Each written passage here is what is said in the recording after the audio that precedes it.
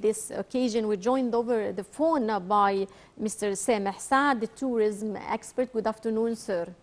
Good afternoon to you and good afternoon to all the listeners and viewers. Our pleasure having you, sir. Ministers of Local Development and Tourism and Antiquities inaugurated on Saturday the Path of the Holy Family in Wadi Natroun in northern Egypt after the project to develop the 25-stop path that has been uncompleted. Would you please shed more light on the significance of this project?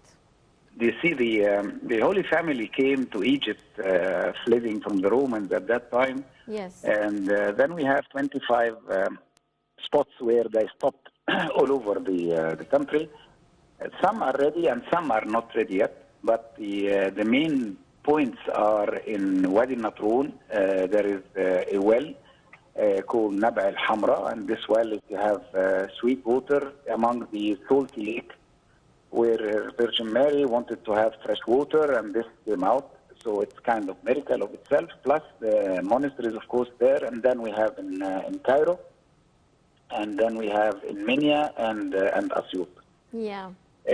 Wadi Natroun is a very important stop, and actually it was kind of a place in the desert. So now it was developed and it was made according to the needs of the tourists with the basic services over there.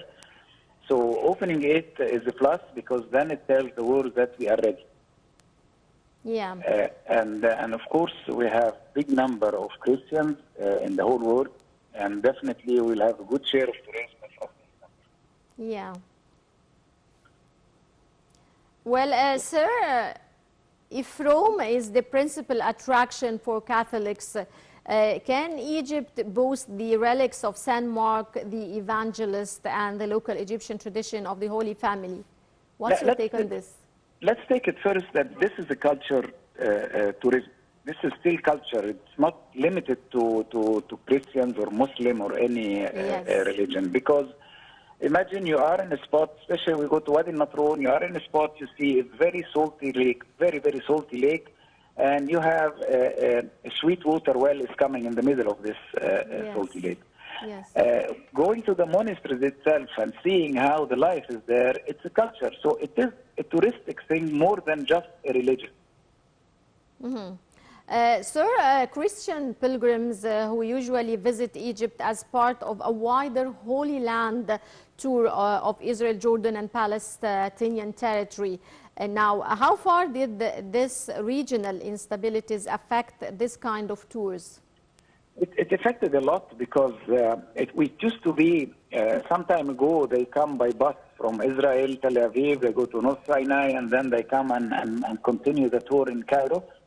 And some continue to St. Catherine, South Sinai. And of course, this tour, it goes by bus.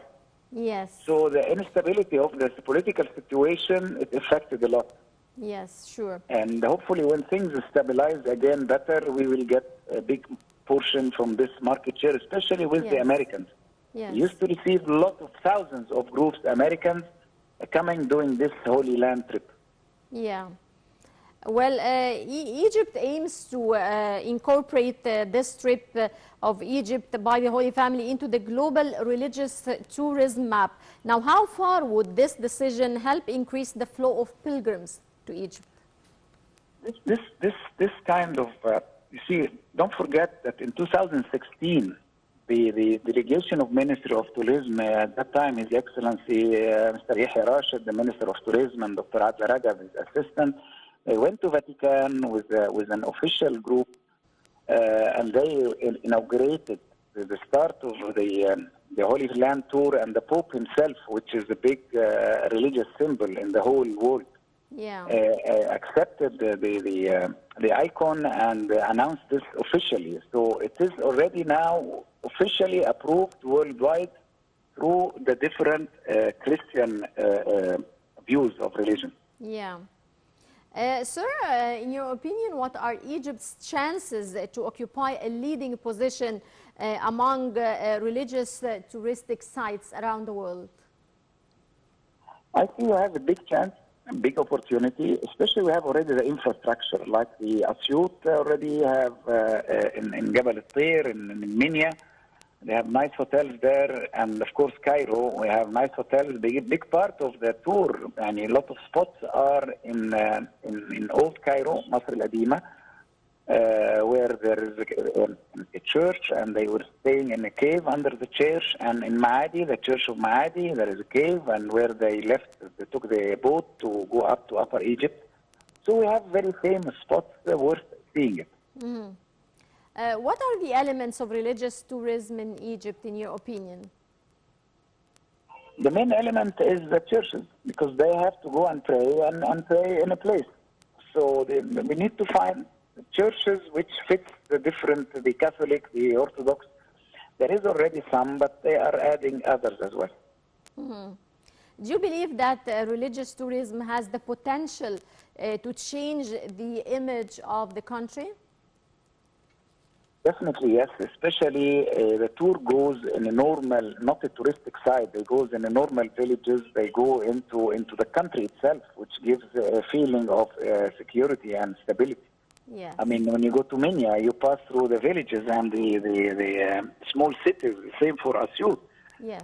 When you do old Cairo, Masr al-Adima, it is Cairo itself. You know, you feel you are part of this world. Yes. So I'm sure it's helping. Right. Well, I would like to thank you very much, Mr. Sameh Saad, our tourism expert. Many thanks for your insight. And your viewers, now we go to a short break and we'll be right back.